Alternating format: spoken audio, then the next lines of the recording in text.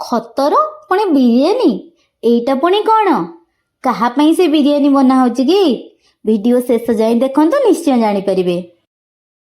ସାଙ୍ଗମାନେ, ଆପଣ ସମସ୍ତଙ୍କୁ ମୋ ଚ୍ୟାନେଲ ଫ୍ରେଶ୍ ଫାର୍ମିଂ ୱାର୍ଲ୍ଡକୁ ସ୍ୱାଗତ କରୁଛି। ଭିଡ଼ିଓ ଶେଷ ଯାଏଁ ଦେଖିବେ, ଜମା ବି ସ୍କିପ୍ କରିବେନି, ତାହେଲେ ବିରିୟାନୀଟା କେମିତି ପ୍ରସ୍ତୁତ ହେଲା ଜାଣିପାରିବେ। ପ୍ରକୃତରେ ଏ ବିରିୟାନୀଟା ତିଆରି ହେଉଛି ଗଛ ପାଇଁ। ଖତର ବିରିୟାନୀ ପ୍ରସ୍ତୁତ କରିବା ପାଇଁ ଆମକୁ ଦରକାର କିଛି ମାଟି, କିଛି ପାଉଁଶ, କିଛି କଞ୍ଚା ଗୋବର, ତାପରେ କିଛି ଅରଖ ପତ୍ର, କିଛି ଶୁଖିଲା ଫୁଲ ବା ବାସି ଫୁଲ, କିଛି ନିମ୍ବ ପତ୍ର ଆଉ କିଛି ଘି କୁଆଁରୀ ପତ୍ର। ଯେମିତି ବିରିୟାନୀର ଦମ୍ ଦେଲା ବେଳେ କିଛି ଚାଉଳ, ତାପରେ କିଛି ମସଲା, ପୁଣି ପୋଦିନା ପତ୍ର, ଧନିଆ ପତ୍ର, ପିଆଜର ବାରିସ୍ତା, ପୁଣି ଚାଉଳ, ପୁଣି ବାରିସ୍ତା, ପୁଣି ପୋଦିନା ପତ୍ର ଦିଆଯାଏ, ସେହିପରି ଆମେ ଗଛ ପାଇଁ ଯେଉଁ ବିରିୟାନୀ କରିବା ତା ଦେହରେ ବି ଲେୟାରିଂ କରିବା।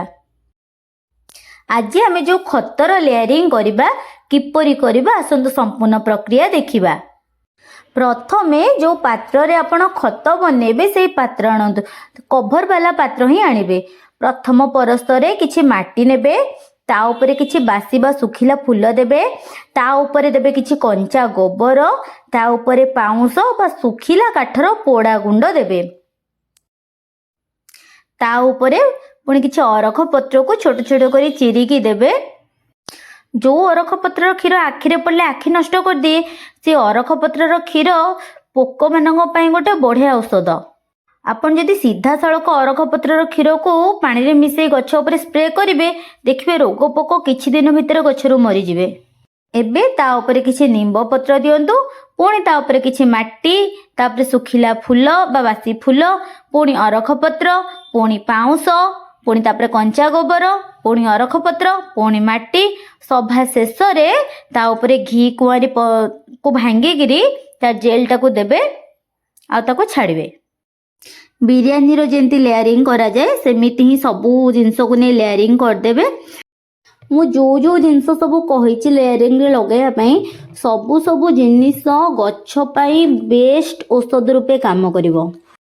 ଯେମିତିକି ପାଉଁଶ ଗଛରେ ଫଙ୍ଗସ୍ ଲାଗିବାକୁ ଦେବନି, କଞ୍ଚା ଗୋବର ଗଛ ମାଟିର ଉର୍ବରତାକୁ ବୃଦ୍ଧି କରିବ, ଅରଖ ପତ୍ର ଗଛରେ ପୋକ ହେବାକୁ ଦେବନି, ଶୁଖିଲା ଫୁଲ ବା ବାସି ଫୁଲ ବେଷ୍ଟ ଖତ ରୂପରେ କାମ କରିବ, ନିମ୍ବ ପତ୍ର ବା ନିମ୍ ଖଲି ଗଛରେ ରୋଗ ହେବାକୁ ଦେବନି ଆଉ ନୂଆ ପତ୍ର ବି ଗଛରେ କଅଁଳିବାରେ ସାହାଯ୍ୟ କରେ।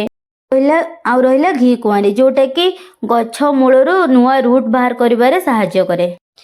ଏବେ 2 ରୁ 4 ମଗ ପାଣି ନିଅନ୍ତୁ, ସେଇ ବାଲ୍ଟିରେ ଭଲସେ ଦେଇକିରି ସେ ଯେଉଁ ଲେୟାରିଂ କରିଥିବ ଯେଉଁ ସବୁ ଜିନିଷ ତାକୁ ଭଲସେ ଓଦା ହେବାକୁ ଛାଡ଼ନ୍ତୁ। ମାଟିଟା ଯେମିତି କାଦୁଅ ହେବ ସେଇ ପରିମାଣର ପାଣି ନେବେ, ତାପରେ ତାକୁ ଗୋଟେ ବାଡ଼ି ପୁରେଇ ଭଲସେ ତାକୁ ଖେଞ୍ଚିକିରି ଗୋଳେଇବେ, ଯେମିତିକି ପାଣିଟା ପୁରା ଭିତରକୁ ଯିବ, ସବୁ ଜିନିଷ ଓଦା ହେବ। ଆଉ ଏବେ ତାକୁ ଭଲସେ ଗୋଳେଇକିରି 25 ରୁ 30 ଦିନ ପର୍ଯ୍ୟନ୍ତ କଭର କରିକି ଛାଡ଼ି ଦିଅନ୍ତୁ। 25 ଦିନ ପରେ ଆମର ପ୍ରସ୍ତୁତ ହେଇଯାଇଥିବ ଖତର ବିରିୟାନୀ। ଯଦି ଆପଣ ଏତେ ଦିନ ପର୍ଯ୍ୟନ୍ତ ରଖିପାରିବେନି, ତାହେଲେ ଆଧରେ ଗୋଟେ ଲିକ୍ୱିଡ଼ ଫର୍ମ ବି ବନେଇ ପାରିବେ। ଯେଉଁଥିରେ କି ମାଟି ମିଶାଇବେନି, ଅନ୍ୟ ଯେଉଁ ସବୁ ଜିନିଷ କଲେ ତାକୁ ମିଶାଇବେ, ମିଶାଇକିରି ଭଲସେ ଚକଡ଼ି ଦେଇକିରି ସେ ଯେଉଁ ପାଣିଟାକୁ ଗଛ ଉପରେ ସ୍ପ୍ରେ କରିବେ, ନହେଲେ ଗଛ ମୂଳରେ ଦେବେ।